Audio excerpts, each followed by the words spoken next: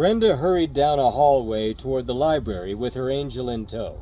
Their hurried footsteps made little sound on the dark green and gold filigree carpet.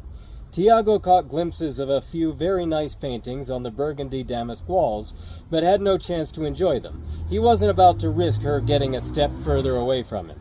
When they made it to the library, she turned and shut the door as quietly as she could. When she turned to look at him, she leaned back against it with her chest heaving, cheeks flushed.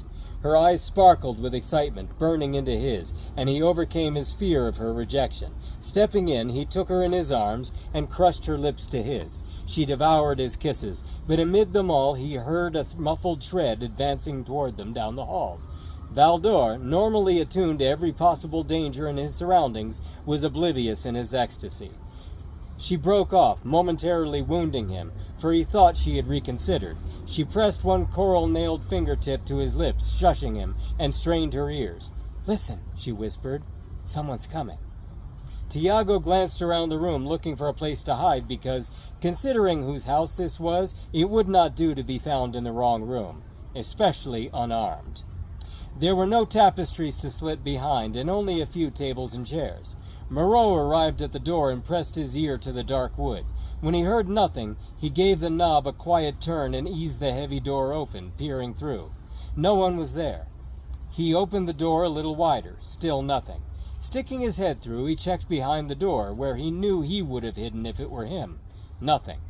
"Oh, hello!" a voice said, startling him. He turned to find Aramis smiling right behind him. Moreau was sure he'd seen a very similar face very recently, but didn't know where. "I say, that wine does open up the old sluice, doesn't it? Is this where the gents is hidden? I've been looking for it everywhere. Go on now, old chap, in or out, mustn't be holding it up." "This isn't the gents, old chap," Moreau said irritably. "Isn't it? Well, what is it then? Come on, let's have a look. Maybe there's a bit of chocolate hidden in a drawer."